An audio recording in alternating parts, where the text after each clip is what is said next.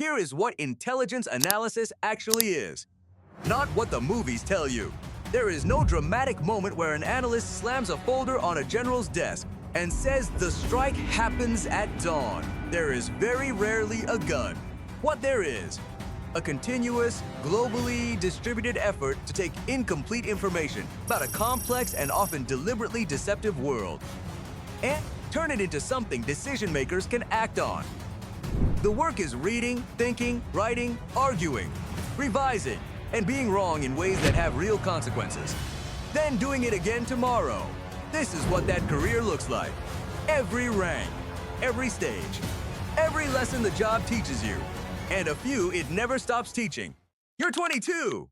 The recruiter doesn't pitch you. They ask you questions. Not skills questions, thinking questions. They describe a scenario and ask what you'd want to know first. They show you a data set and ask what's missing.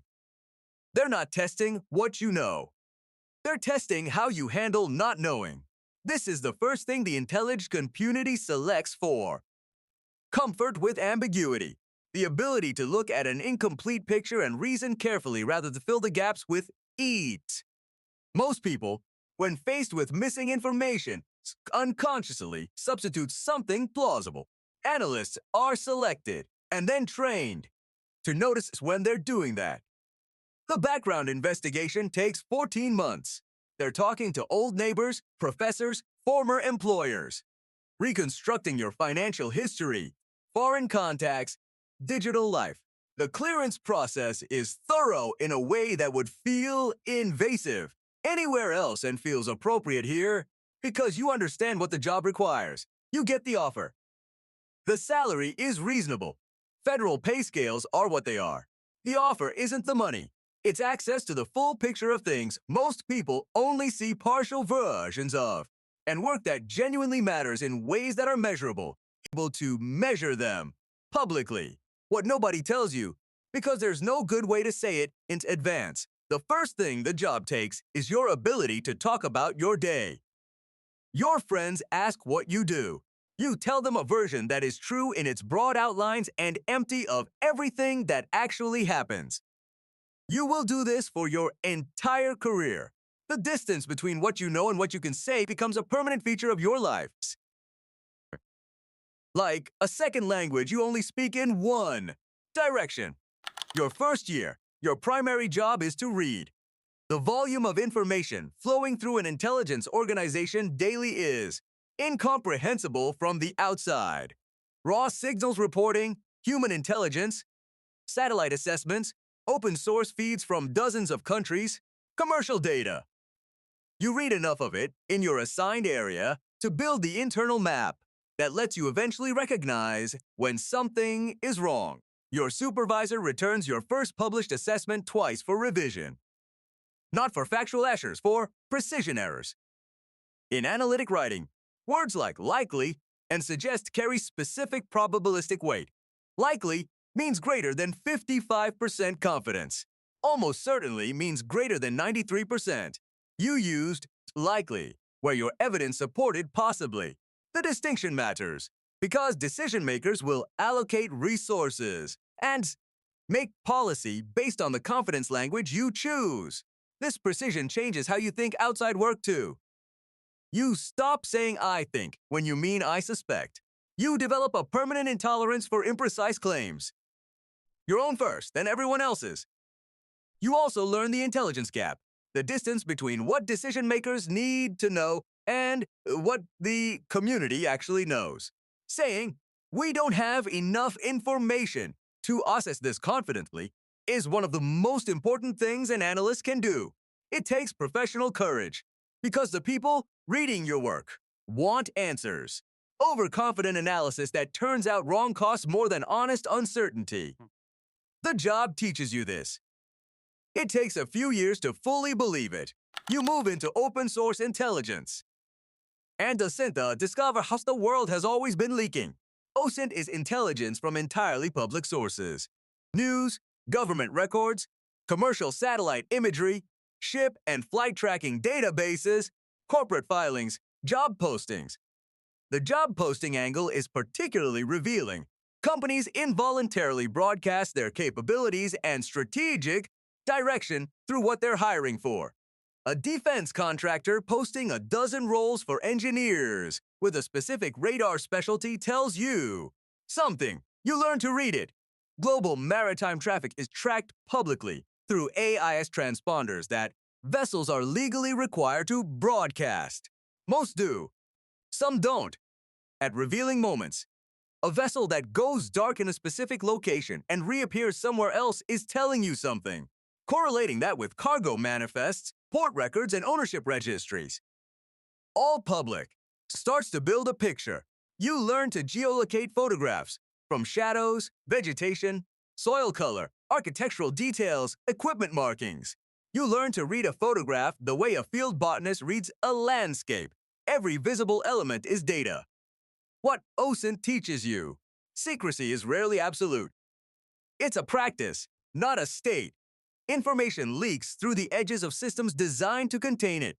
Bureaucratic filing requirements, through the human instinct to share an accomplishment, through the technical necessity of broadcasting a signal. Your job is to read the edges. 5 years in, you're cleared into all source analysis, working across every collection discipline simultaneously. Signals intelligence, human intelligence, imagery, open source cyber. Your job is integration. Integration is where analysis becomes art. Each collection stream is partial. Signals intelligence tells you what was communicated, not whether it was deliberate misdirection. Human intelligence tells you what a source reported. Sources have motivations that shape what they see. Imagery tells you what was visible when the satellite passed, not before or after. Each stream has its own geometry of truth. The cognitive bias work becomes central here. The community has cataloged the ways human cognition fails under analytical conditions.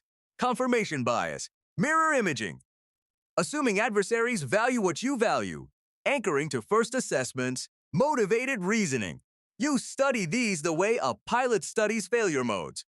Not to eliminate bias, which isn't possible, but to build procedures that surface it before it becomes a published product. The Iraq WMD assessments, where intelligence was overstated, uncertainty was understated, and the consequences were catastrophic.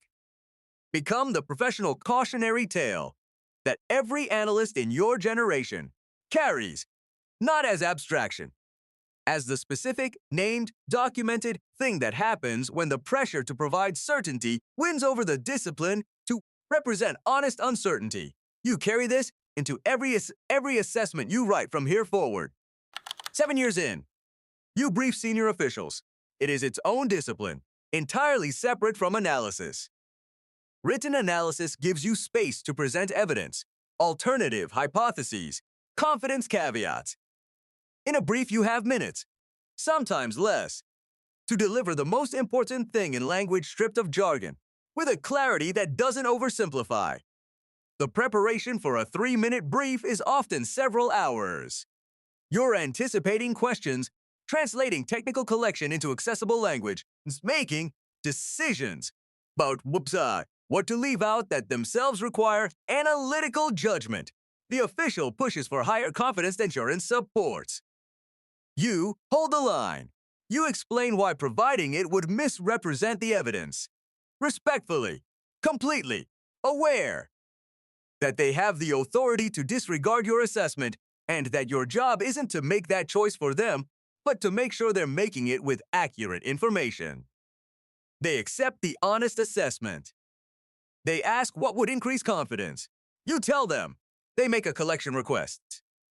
This is how it's supposed to work. A feedback loop between decision-maker need and intelligence.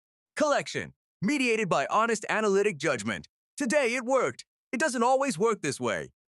But today it did. 9 years in, you write an assessment that is wrong. Not catastrophically, not publicly, but traceable. You said an event was unlikely. It happened. You go back through the analytical process and find exactly where the reasoning failed. You underweighted a source you had mild reservations about, reservations that turned out to be unfounded. The caution felt like careful skepticism from the inside. It was bias. the kind that doesn't announce itself. This is the for professional moment, not because of the reputational damage.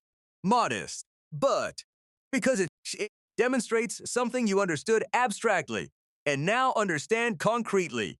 Your best analytical judgment, applied with genuine rigor, can still be wrong. And somewhere, a decision was made based partly on what you wrote. You write the postmortem honestly. You document the bias.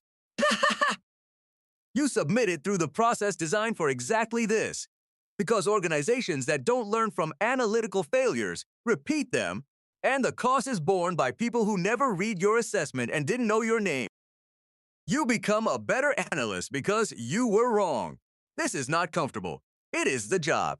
15 years in, the thing that surprises you, the thing nobody prepared you for, is how ordinary the extraordinary becomes.